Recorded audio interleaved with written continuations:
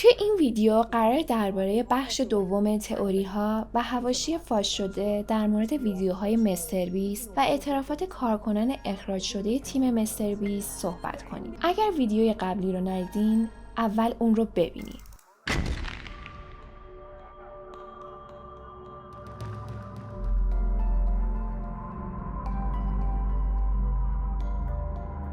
سلام بچه ها، به چنل تئو ترندز خوش اومدین. توی این ویدیو قرار حواشی و تئوری های دارک پشت پرده مستر بیست رو با هم دیگه بررسی کنیم. این ویدیو همونطور که گفتم پارت دوم هست، پس حتما پارت اول رو همین الان برین چک کنین. لایک و سابسکرایب یادتون نره. توی این ویدیو داگ پک که همون شخص معروف افشاگر این حواشی هست شروع میکنه به مصاحبه با یکی دیگه از کارکنان که دقیقاً همین اتفاقات رو از یک زاویه دیگه تعریف میکنه. داگ پک اضافه میکنه که خیلی بابت افشاگری های ویدیوی قبلی پیام دریافت کرده و هر کسی به یک طریقی داستانش رو تعریف کرده، ولی از اونجایی که ممکنه مشکل حقوقی و مالی براشون ایجاد بشه نمیتونه اونا رو تعریف کنه. داگ پک اینجوری شروع میکنه: میخوام با یکی دیگه از کارکنان مستر بیست به اسم جیک ودل مصاحبه کنم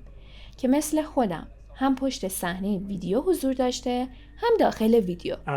Jake Weddle, everybody. I'm Jake Weddle. اینجا جیک شروع میکنه به صحبت کردن. من جیک ودلم، با چند تا از ویدیوهای مستر بیست همکاری میکردم، ولی از قصد زیاد حضور پررنگی نداشتم. جیک اینجوری ادامه میده که از سال 2019 تا 2021 با مستر بیست کار میکرده و در کل برای ساخت خیلی از ویدیوها نقش داشته. جیک تعریف میکنه که مستر بیست کلاً دو دسته همکار داره. دسته اول کسایی که ازشون خوشش میاد و خوشحالن که باهاش همکاری میکنن و چون کمک میکنه که هر روز پولدارتر و معروفتر بشن توی ویدیوهای مستر بیست هم بیشتر میان. دسته دوم کسایی هن که در کل مستر بیست زیاد ازشون خوشش نمیاد و حالا ممکنه به خاطر یه اختلاف نظر کوچیک باشه و جیک خودش رو جزو دسته دوم میدونه و تاکید میکنه همونطور که اون از من خوشش نمیومد من هم از اون خوشم نمیومد. کلاً جزو اخلاقیات مستر بیست این بود که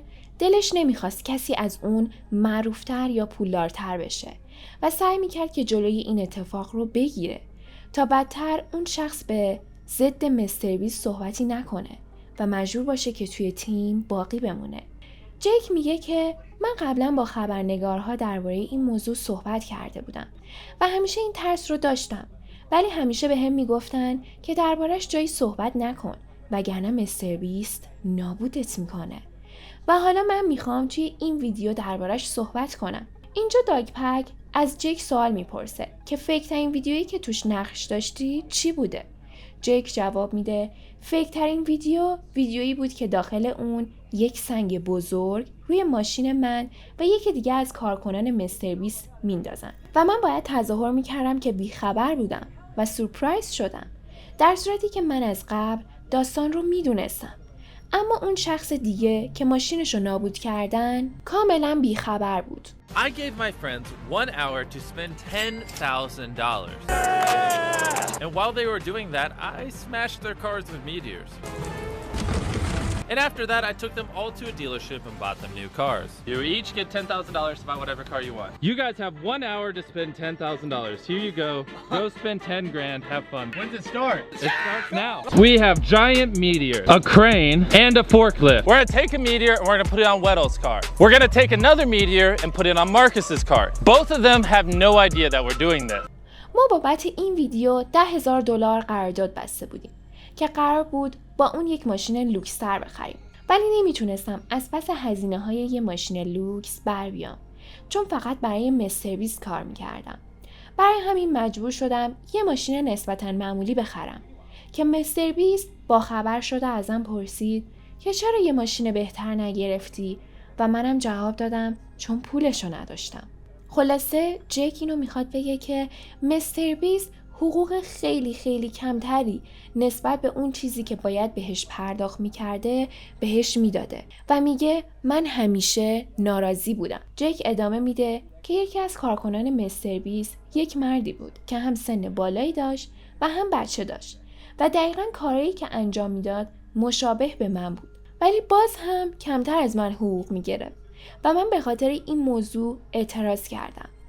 وارد اتاق نویسنده ها شدم، در مورد حقوق کم خودم و این آقا و زحمت زیادی که میکشیم صحبت کردم. اونا هم قبول کردن و به من حق دادن که ما باید حقوق بیشتری بگیریم و بابت همین هم فردای اون روز به من و اون آقا یه چک دادن. اما ما جفتمون کارمون رو از دست دادیم و اخراج شدیم که اگر من میدونستم این اعتراضم باعث میشه که اون آقا هم کارش رو از دست بده، هیچ وقت این کارو نمی کردم. اینجا داگ پک ازش میپرسه فکر میکنی مستر بیست از کمک کردن به دیگران لذت میبره؟ جیک جواب میده به نظرم مستر بیست تمام تمرکزش روی این بوده که یک یوتیوبر موفق باشه و هر کاری را انجام میداد که به هدفش برسه. طرز فکر مستر بیست طوری بود که با خودش اینطور فکر میکرد که اگر من به خیریه ها و مردم بی خانمان و فقیر پول بدم پس آدم خوبیم، اما در اصل سود کردن براش مهم بود و به همین دلیل هم همیشه از کمک کردناش فیلم میگرفت. در کل مستر بیست نیاز و نیازمندی آدم ها رو یک موقعیت برای پیشرفت خودش میبینه. مستر بیست طوریه که از بقیه میخواد جلوی دوربین نقش بازی کنن تا ویوی بیشتری بگیره.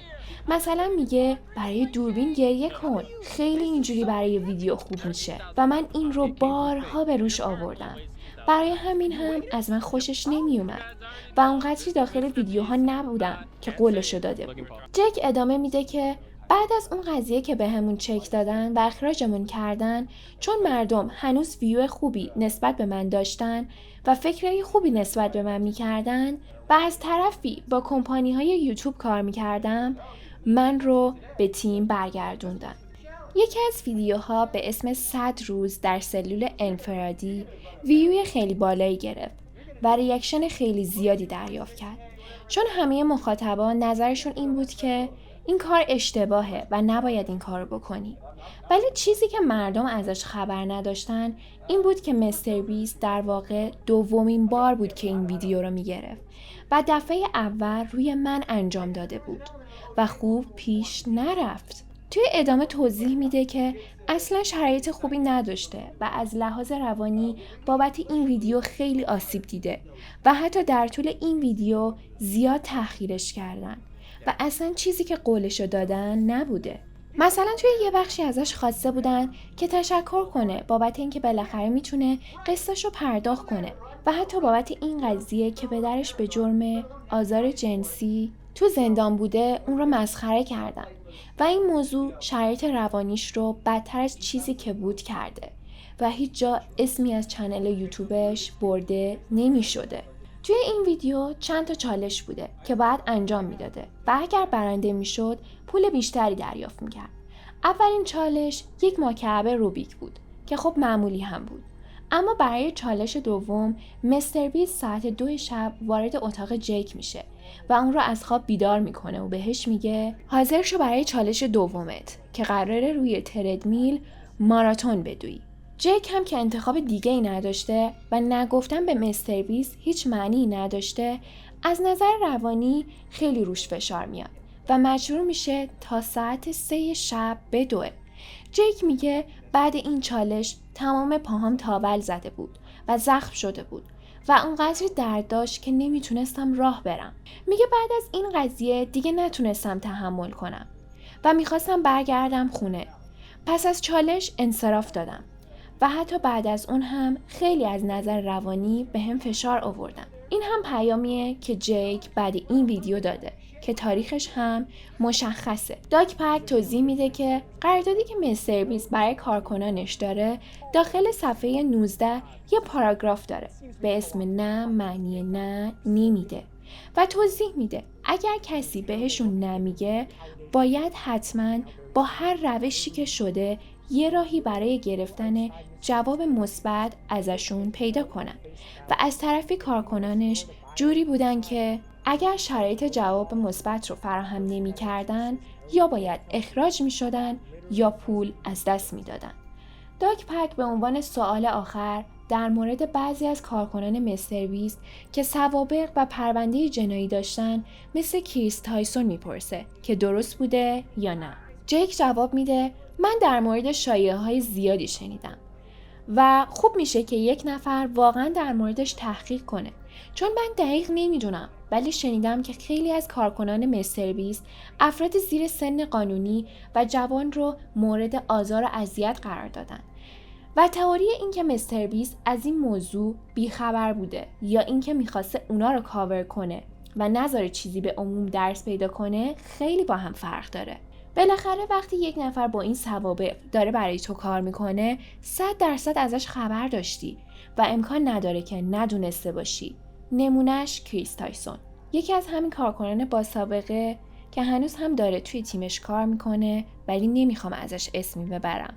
این شخص یک سابقه جنایی کودکان داره که طبق این پرونده قربانی‌های این شخص کودکان 1 تا 11 سال بودن و هنوز هم که هنوزه به خاطر اینکه عموم از این قضیه بی اطلاعه داره توی تیم مستر بیست کار میکنه. اونم توی یک تیمی که هم فضای کاریش و هم بیننده هاش بچه‌های کوچیک و کم سن و سال هستن. حتی توی یک سری از ویدیوها این شخص با یک ماسک و اسم مستعار حضور داره. توی ادامه این رو اضافه میکنه که ما تلفنی با یکی از کارکنان مستر بیست صحبت کردیم و گفته که مثل اینکه تیم مستر بیست قرار بود پرونده این مجرم رو یه جورایی پاک کنه و بخره که کسی نتونه این جرایم رو ثابت کنه. این هم از افشاگری دوباره داگپک و یکی دیگه از کارکنان مستر بیست که سعی دارن به عموم نشون بدن که پشت پرده امپراتور یوتیوب یعنی مستر بیست چه داستانهای وحشتناکی وجود داره. شما چی فکر میکنید؟